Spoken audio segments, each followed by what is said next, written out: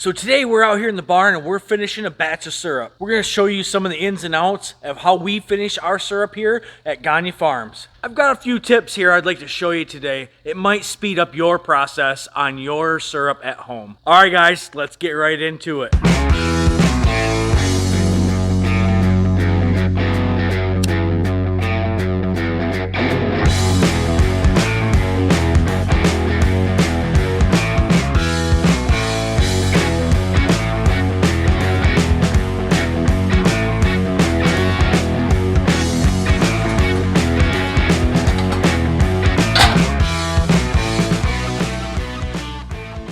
First off, we have our stainless steel container here, and I would recommend a good stainless steel pot, stock pot, rather than aluminum. I've seen some horror stories with people using aluminum containers, and it blows the bottom right out of them. I would definitely recommend using the stainless steel here, especially with this gas one here that we got.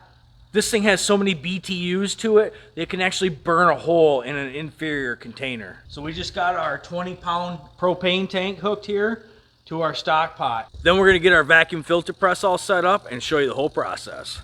Right now we're gonna heat our syrup up and we're gonna check it with our syrup hydrometer. Once it hits finished syrup stage, we'll put it in our vacuum filter press and we'll bottle from there. A couple tips here for this process. Make sure that you have everything set up ahead of time. You have your filter press ready to go. You have your bottle sitting there ready to go. You have any hydrometers that you're going to use ready to go. You have hot pads. Make sure you have a few different style of hot pads. Have all this ready to go so it goes much smoother.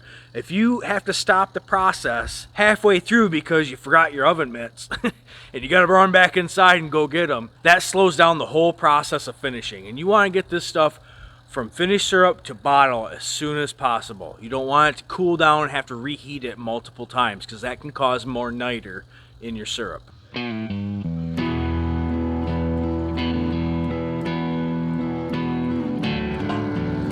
Oh yeah, there we go. That's a nice roll and boil. Alright guys, we have got some real close to finished syrup here. We're going to check this out. I just got a ladle, I got a funnel, and I got my little Murphy cup here. And we're just going to we're just going to ladle some of this in and check it with our syrup hydrometer.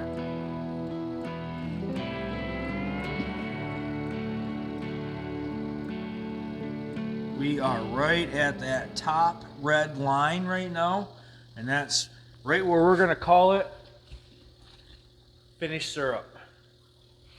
So we're going to set this. Oops, don't do that. That's tip number 2 right there. Don't drop your syrup hydrometer in your Murphy cup because it can break.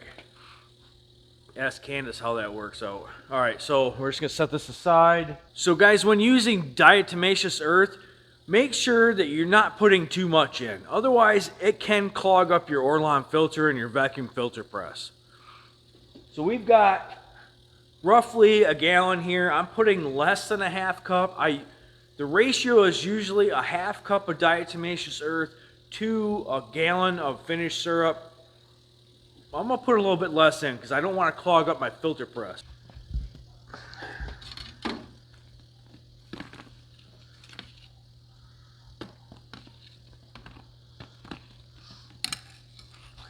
We are going to dump our finished syrup into our vacuum filter press. This is going to take a second to vacuum through, but don't rush it. Just let it do its thing here and let it fill through the Orlon filter. You want that to go through, and you want the DE to be able to collect on the Orlon filter and not end up in the bottom of your chamber where your finished syrup is.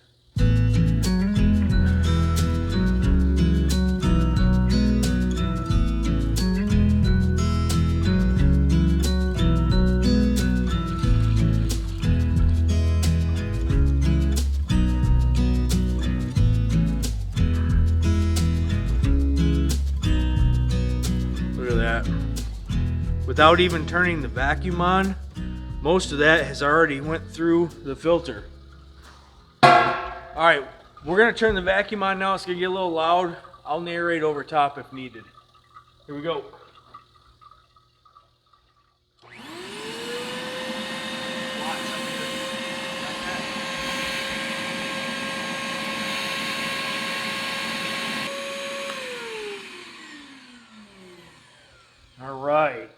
went through real quick. And we're gonna start bottling. This usually helps if we have 2 people, and Candace usually helps me. I'm gonna try to do one by myself and show you guys. I have a nice stainless steel funnel here. Fits in our nice 500 milliliter containers. And you just draw off right here at the spout. And if you do this fast enough, you don't need to worry about putting it back on the heat, because you can bottle these real quick right here, and it's better to not try to reheat it and heat it, cool it off and heat it up. That's when you introduce niter to your jars, to your syrup in your jars.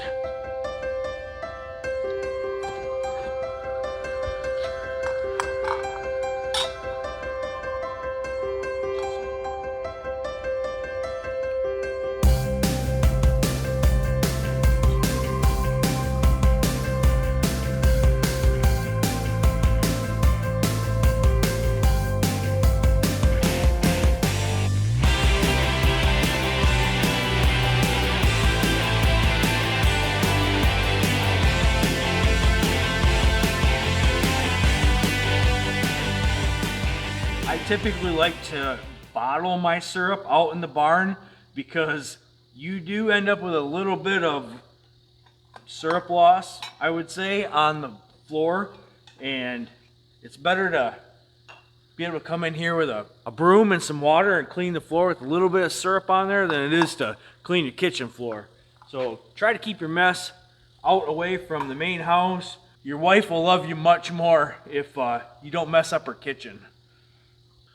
Our lids have a seal in them, and to get the bottles to seal, you might want to lay your bottles down on the side after you fill them. The heat will make the seal adhere to the top of the bottle, and that'll seal up your jars really good. We just leave them lay on the side like this for about an hour. They usually seal up just fine, and then we take them right into the house and let them relax. Keep them in a cool, dark place so it's not exposed to a whole bunch of light or heat and humidity throughout the summer.